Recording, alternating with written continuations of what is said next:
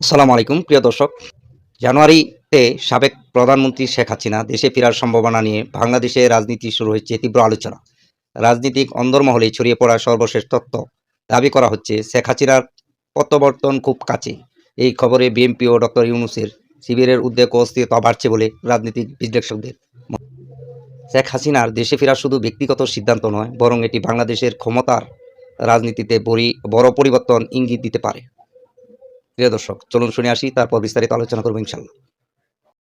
এখন তো মত প্রকাশের স্বাধীনতা কি, যান বাঁচানোর স্বাধীনতাও থাকছে না।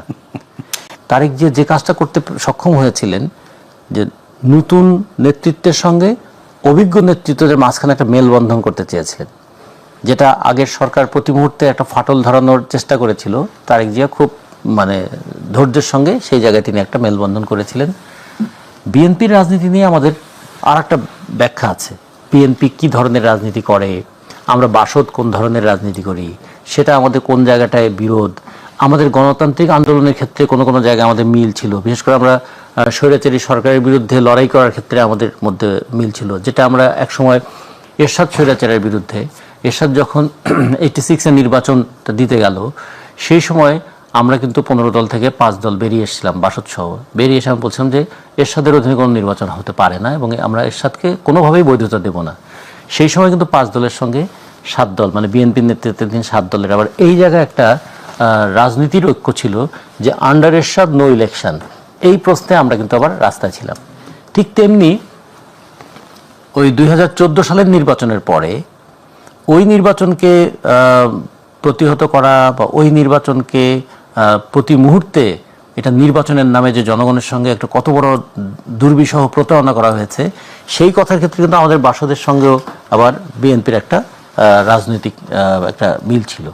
কিন্তু বিএনপি একটা বুর্জোয়া শ্রেণীর দল, আমরা একটা শ্রমজীবী মানুষের দল, এই ক্ষেত্রে আমাদের রাজনৈতিক আদর্শের অনেক পার্থক্য আছে। ভবিষ্যতে এই পার্থক্যগুলো তো আরও দৃশ্যমান হবে। কিন্তু তা সত্ত্বেও রাজনীতিতে একটা রাজনৈতিক সংস্কৃতি থাকে না। যেমন দুদুভাই, আমরা যখন একসঙ্গে ছাত্র রাজনীতি করেছি, দুদুভাই আমাদের, তখন দুদুভাইকে কিন্তু আমরা নেতা হিসেবেই জানতাম এবং এখনও খেয়াল করে দেখবেন যে দুদুভাইয়ের সঙ্গে আমরা বসি, তখন এতখানি সৌজন্যতা অন্তত থাকে যে দুদুভাইকে আমরা দুদুভাই বলেই কিন্তু মনে করি। তিনি একটা দলের নেতা, আমিও একটা দলের প্রতিনিধিত্ব করি, কিন্তু দুদুভাইকে আমরা দুদুভাই বলি। যেটা এখনকার রাজনীতিতে, রাজনৈতিক শিষ্টাচার, এখনকার রাজনীতিতে সেটা কিন্তু মনে হয় যে কাউকে অপমান করা, কাউকে তাচ্ছিল্য করা, এটা অনেক সময় হচ্ছে যোগ্যতার ব্যাপার। আমরা বিশেষ করে এইবারের অভ্যুত্থানের পরে, অভ্যুত্থান যাদেরকে কেন্দ্র করে মানুষের আবেগটা কেন্দ্রীভূত হয়েছিল, তাদের ব্যবহার, তাদের বক্তব্য, তাদের আচরণ, তাদের বডি ল্যাঙ্গুয়েজ এমন ছিল যে মানুষকে তো বটেই, প্রতিপক্ষকে কতভাবে হেয় করা যায় তার একটা প্রতিযোগিতা নেমেছিলেন। তাদের মুখের ভাষা অথবা তাদের দেহের ভঙ্গি, সেই জায়গায় একটু খেয়াল করে দেখবেন যে আমাদের কিন্তু বিশেষ করে 90-এর অভ্যুত্থানের সঙ্গে যে যারা ছিলেন তাদের মধ্যে এখনো দলের পার্থক্য আছে, চিন্তার পার্থক্য আছে। আমরা মনে করি যে তারেক যে এই দিকটাতে একটু খেয়াল রাখবেন যে রাজনীতিতে বিরোধ থাকবে, রাজনীতিতে প্রতিপক্ষ থাকবে, কিন্তু প্রতিপক্ষতা কখনো যেন প্রতিহিংসার রূপ না নেয়, যেন যে কোনো অপোজিশনকে অ্যানিহিলেশনের জায়গায় নিয়ে দেওয়া না যায়। অপোজিশন তো থাকতেই পারে একটা চিন্তা, যেমন আমরা 3 জন এখানে আছি, সব বিষয়কে আমরা 3 জন একমত হব না, কিন্তু এইটুকু তো অন্তত ডেমোক্রেটিক কালচারটা আমাদের থাকবে। আপনার মতটা আমি শুনবো, আমার মতটা আপনি শুনবেন, আমার মতটা আপনি গ্রহণ নাও করতে পারেন, কিন্তু আপনি শুনবেন। আমাদের বাংলাদেশের রাজনীতি থেকে এই জিনিসটা হারিয়ে গিয়েছিল এবং সাম্প্রতিক সময়ে যে ভয়াবহ একটা বিপদের মধ্যে মানুষ আছে, এখন তো মত প্রকাশের স্বাধীনতা কি, যান বাঁচানোর স্বাধীনতাও থাকছে না।